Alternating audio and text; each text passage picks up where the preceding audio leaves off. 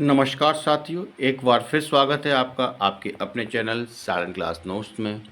साथियों, modern history की शुरुआत यूरोपीय कंपनियों के आगमन से शुरू होती है और इसी टॉपिक से हम आज कुछ एमसीक्यू करने वाले हैं। तो प्रश्न आपके सामने ही है। प्रश्न है, इंटरपोलर कौन थे? ठीक है, इंटरपोलर कौन थे? तो इसका जो राइट आंसर होगा वो होगा सी।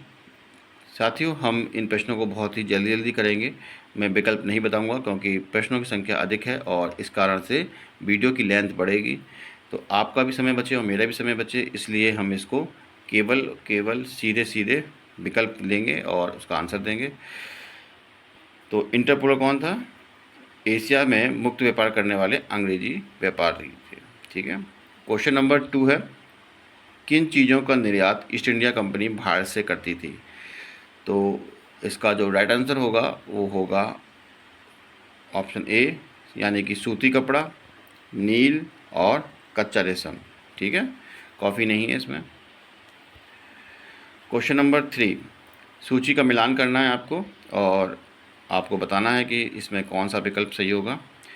तो डच, इंग्लिश, पुर्तगीज और फ्रेंच हैं और दूसरी तरफ उनकी जगह हैं फैक्ट्रियाँ गोवा, पौंडीचेरी, हुगली और चिंसुरा।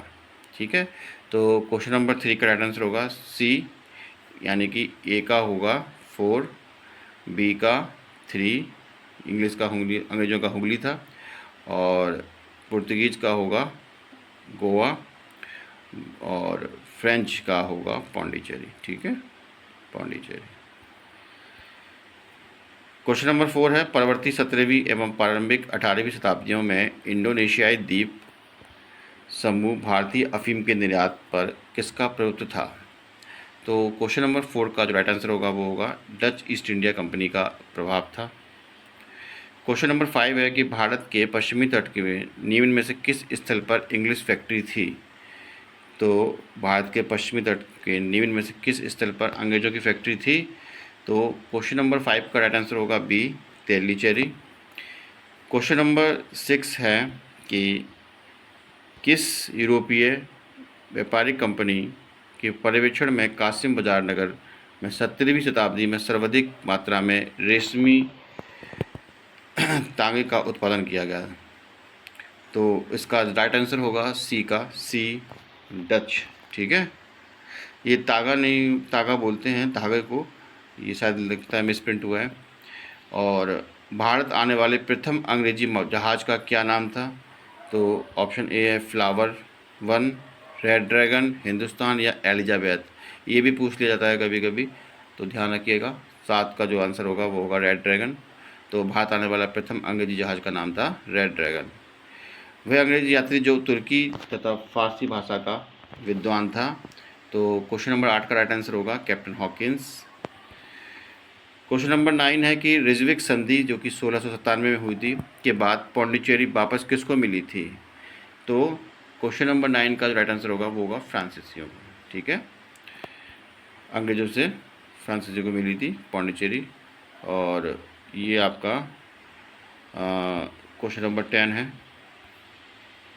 कि किस संधि के द्वारा फ्रांसीसियों ने मद्रास अंग्रेज़ों को वापस लौटा दिया था?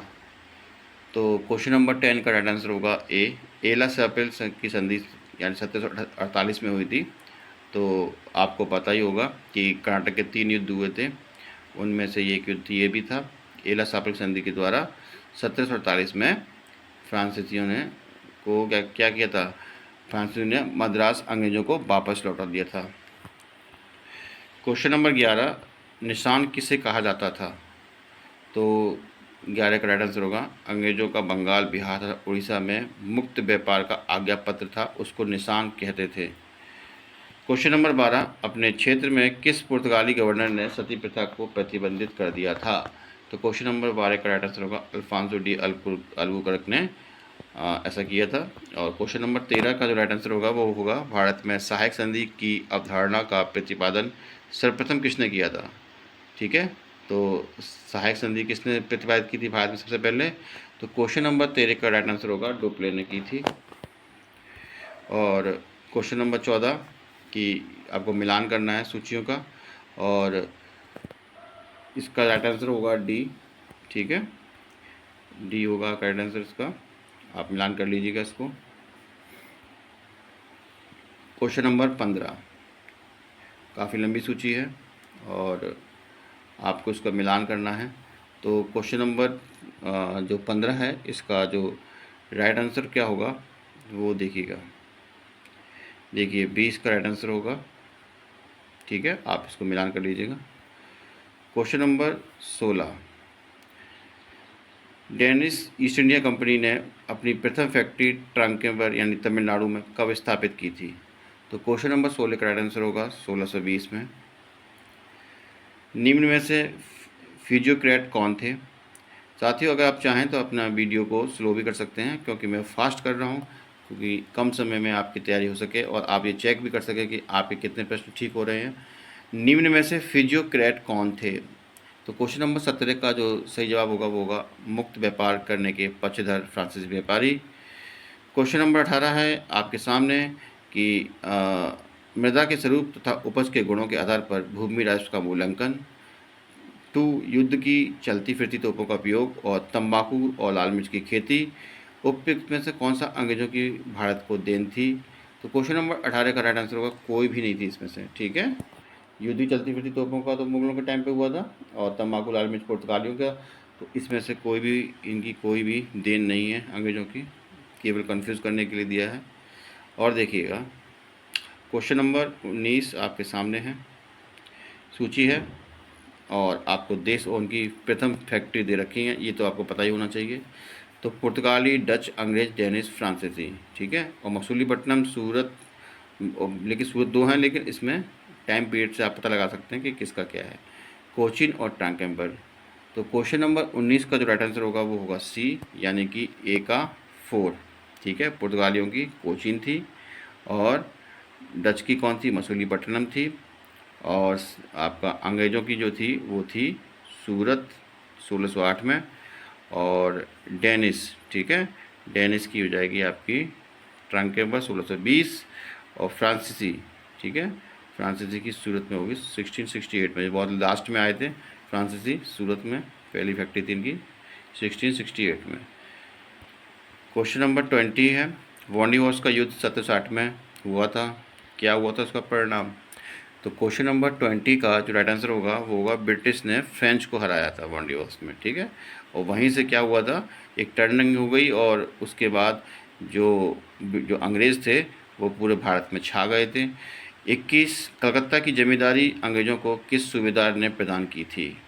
कलकत्ता की जमींदारी अंग्रेज़ों को किस सूबेदार ने प्राप्त की थी, प्रदान की थी? तो 21 का जो राइट आंसर होगा वो होगा अजीमुस्सान ने। ठीक है, क्वेश्चन नंबर 22, 18वीं सदी के अंत तक भारत के किस भाग में यूरोपीय ईसाई मिशनरी अधिक सक्रिय थे? तो इसका होगा बंगाल और असम। निम्न में से किन पुर्तगालियों की महत्वपूर्ण देन थी? ठीक है, तो इसकी जो होगा वो होगा सभी हैं, तंबाकू की खेती, प्रिंटिंग प्रेस और जलयान, सब पुर्तगालियों को द्वारा दिया गया था। क्वेश्चन नंबर 24 है कि 1746 और 61 में के बीच हुए तीनों आंग्ल फ्रांसीसी युद्ध के समय फ्रांस का सम्राट था। तो क्वेश्चन नंबर 24 का जो राइट आंसर होगा वो होगा लुई 15वां। ठीक है, तीनों आंग्ल फ्रांसीसी युद्ध के समय लुई 15वां था फ्रांस का सम्राट। अब आपको देखना है क्वेश्चन नंबर 25, अधोलिखित कथनों में वास्को डी गामा के संबंध में कौन सा कथन सत्य है? उसने यूरोप से भारत का नया मार्ग खोजा था। वह 20 मई 1498 को कोचीन पहुंचा था। उसने कोचीन के राजा जमोरिन का विरोध सहना पड़ा और 1502 में वह दूसरी बार भारत आया। तो आपको बताना होगा। तो क्वेश्चन नंबर 25 में जो होगा वो होगा वह उसने यूरोप से भारत का एक नया मार्ग खोजा था, सही है, और वो 1502 में दूसरी बार भारत आया था, ये भी सही है। ठीक है, क्वेश्चन नंबर 26 है, विलियम हॉकिंस के संबंध में आपको कौन से कथन सत्य नहीं हैं वो आपको बताने हैं। तो क्वेश्चन नंबर 26 का जो राइट आंसर होगा कि वह तुर्की भाषा नहीं बोल सकता था। ठीक है, ये गलत है, वह तुर्की भाषा भी बोल सकता था, वो कई सारी लैंग्वेज जानता था। ठीक है, क्वेश्चन नंबर 27 है कि प्रारंभ में ब्रिटिश ईस्ट इंडिया कंपनी का क्या नाम था? तो क्वेश्चन नंबर 27 का राइट आंसर होगा the governor and company of merchant of London trading in to the East Indies. Question number 28 है बंगाल का कौन सा बंदरगाह पुर्तगालियों के समय पोर्टो ग्रांडे के नाम से जाना जाता था। तो क्वेश्चन नंबर 28 का राइट आंसर होगा चटगांव, ठीक है, पोर्टो ग्रांडे के नाम से जाना जाता था। अधोलिखित में से कौन सा कथन असत्य कथन है। तो 29 का जो राइट आंसर होगा वो होगा बी, गोलकुंडा के सुल्तान से अंग्रेज़ों को स्वर्णिम फरमान 1630 में प्राप्त हुआ था। ये असत्य कथन है। क्वेश्चन नंबर 13 में आपको मिलान करना है और इसका जो राइट आंसर होगा वो क्या होगा, वो होगा बी, यानी कि ए का 1, ठीक है, पुलिकट का 1610, सूरत का 1616 और कोचीन जो है वो 1663 में, ठीक है। तो दर्शकों के द्वारा ये कंपनी स्थापित की गई। तो सबसे पहले मसूलीपट्टनम, फिर पुलिकट, फिर सूरत, फिर कोचीन, ये क्रम था। क्वेश्चन नंबर 31 ये है आपके सामने, भारत आने वाला प्रथम अंग्रेज कौन था। तो क्वेश्चन नंबर 31 का जो सही जवाब होगा वो होगा जॉन मिल्टन हॉल। 32 में आपको सूची दे रखी है और 32 का जो राइट आंसर होगा वो होगा सी, और यानी कि ए का 4 हो जाएगा, सॉरी, ए का क्या हो जाएगा 4, ए का 4 होगा। और आपका जो 32 का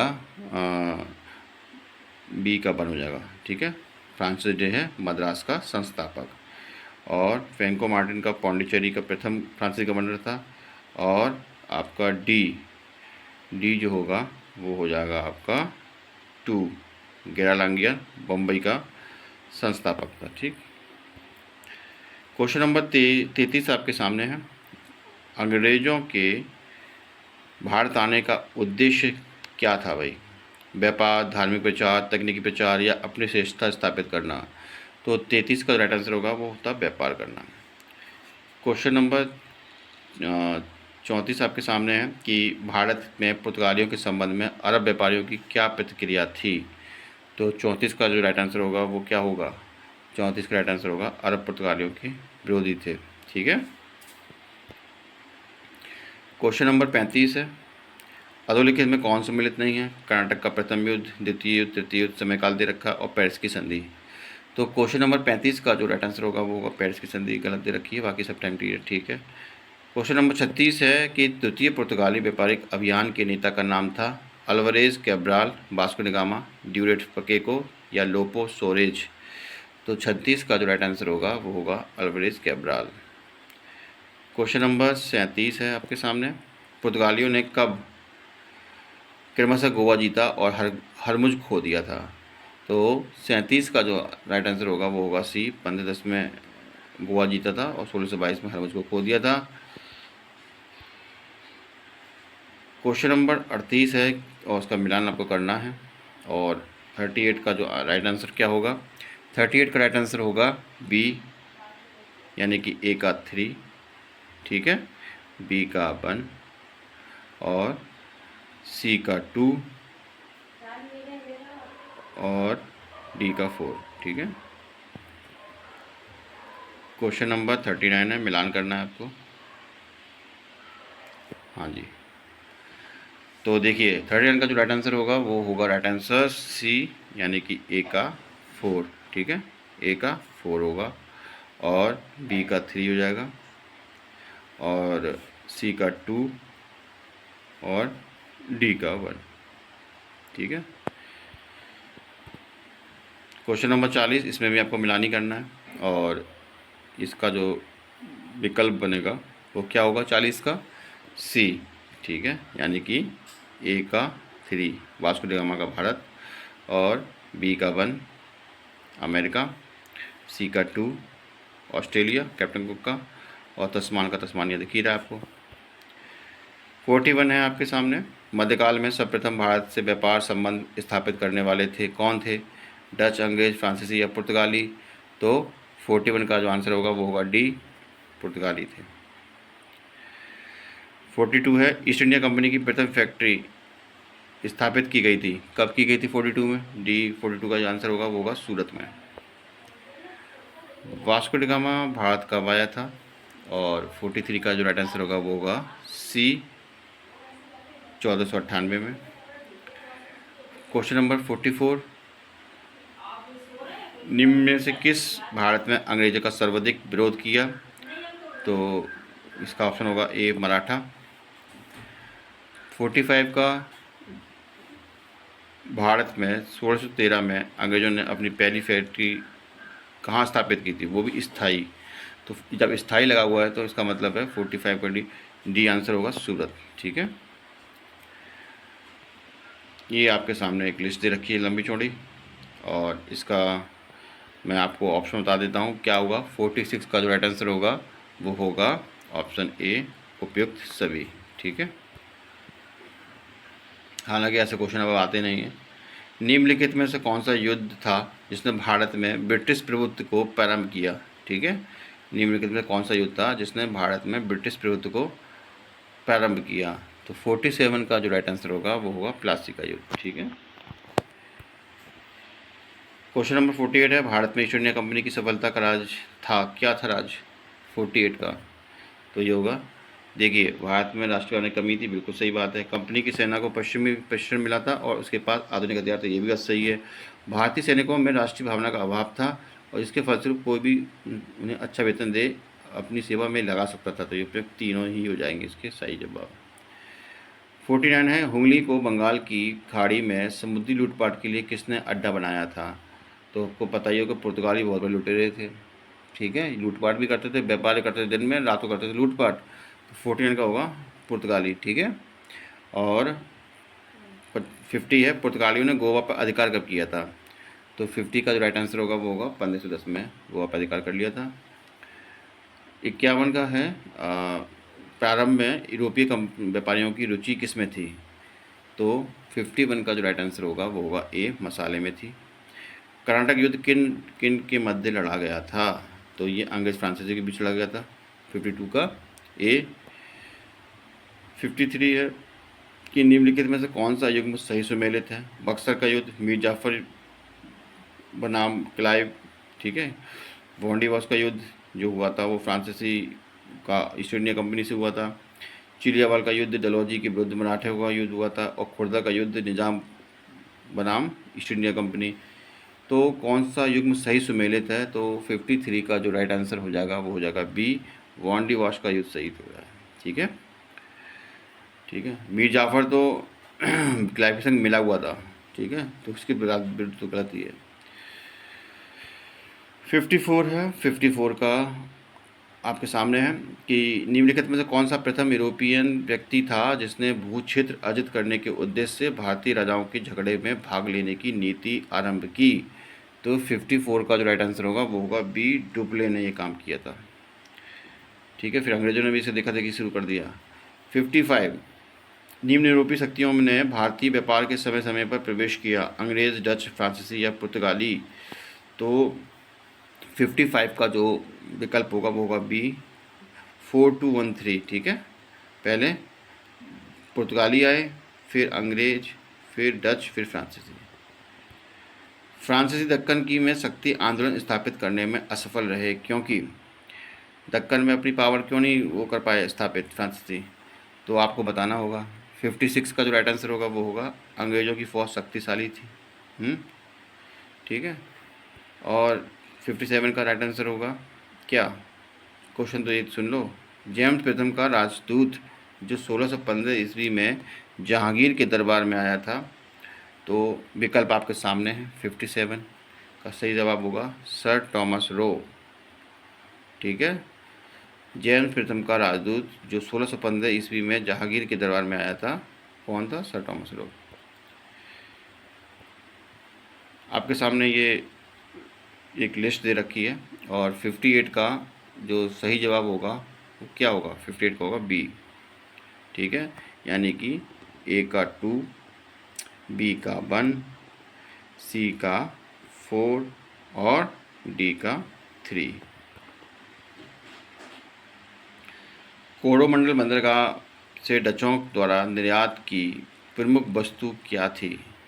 तो 59 का क्वेश्चन का आंसर जो होगा वो क्या सही होगा? तो वो होगा ऑप्शन ए वस्त्र। क्वेश्चन नंबर 60 आपके सामने, निम्नलिखित में से प्रथम कर्नाटक युद्ध का कौन सा तत्कालिक कारण था? तो 60 का सही जवाब होगा डी, अंग्रेजों द्वारा फ्रांसीसी जहाज़ों का अधिग्रहण। 61, फ्रांसीसियों का प्रभुत्व भारत में किस युद्ध के बाद समाप्त हो गया? तो 61 का जो राइट आंसर होगा वो होगा बी, गोंडीवास के बाद। पुर्तगालियों उपनिवेश का प्रथम वायसराय भारत में कौन हुआ? तो 62 का राइट आंसर होगा डी, अल्मीड़ा। 63, निम्नलिखित में से किसे भारत में फ्रांसीसी कंपनी का संस्थापक माना जाता है? रिशलू, मजारे, कॉलवर्ट या फ्रैंको मार्टिन? तो 63 का राइट आंसर होगा सी, कॉलवर्ट को। 64, भारत में फ्रांसीसियों ने अपना सबसे पहला कारखाना 1668 में निम्न स्थानों में कहाँ लगाया था? तो 64 का जो राइट आंसर होगा वो होगा सूरत में। 65, निम्नलिखित पुर्तगालियों के विरुद्ध शाहजहां ने किस नगर का घेरा किया था, बताइए? तो 65 का जो राइट आंसर होगा वो होगा डी, हुगली को। ब्रिटिश जनरल जिसने हैदर अली को पोर्टो नोवो के युद्ध में हराया था? तो 66 का राइट आंसर होगा बी, सर आयरकूट। 67, भारत में यूरोपीय शक्तियों के प्रवेश के संदर्भ में निम्न में से कौन सा कथन सही नहीं है? तो ए, पुर्तगालियों ने 1499 में गोवा पर कब्जा किया था। 68, भारत में पुर्तगाली शक्ति का वास्तविक संस्थापक कौन था? तो 68 का जो राइट आंसर होगा वो होगा बी, अल्बुकर्क। भारत में डचों की व्यापारिक पराजय का कारण क्या था? तो 69 का राइट आंसर होगा डी, कमज़ोर समुद्री शक्ति। 70 है, ईस्ट इंडिया कंपनी की स्थापना का अधिकार पत्र किसने प्रदान किया था? तो इसका राइट आंसर होगा बी, एलिजाबेथ प्रथम ने। 71 है, बंगाल की निम्नलिखित फैक्ट्रियों में से किस एक जो पुर्तगाली द्वारा स्थापित की गई थी वह थी? तो 71 का होगा सी, हुगली। 72 है कि 17वीं शताब्दी में भारत और जावा के बीच व्यापार और किसका प्रभुत्व था? ठीक है, व्यापार पर किसका प्रभुत्व था 17वीं शताब्दी में भारत और जावा के बीच? तो 72 का जो राइट आंसर होगा वो होगा बी, चिंसुरा। ठीक है, क्या होगा? चिंसुरा। सॉरी, आपका 72 है कि 17वीं शताब्दी में भारत और जावा के बीच व्यापार का प्रभुत्व था क्या? डचों का। ठीक है, निम्नलिखित में से कौन कलकत्ता का संस्थापक था 73 का? तो 73 का जो जवाब होगा वो सही होगा बी, जॉब चार्नॉक। ठीक है, ऑप्शन बी 73 का जॉब चार्नॉक था कलकत्ता का संस्थापक। साथियों, आपको वीडियो कैसा लगा प्लीज़ लाइक कीजिए, सब्सक्राइब कीजिए चैनल को अगर पहले विजिट किए हैं, और अपने साथियों में ज़रूर शेयर कीजिएगा। और नेक्स्ट वीडियो हम मॉडर्न हिस्ट्री के एक नेक्स्ट टॉपिक से लेकर आएंगे और वो होगा मुग़ल साम्राज्य का पतन। ठीक है, तो मिलते हैं नेक्स्ट वीडियो में, तब तक के लिए नमस्कार।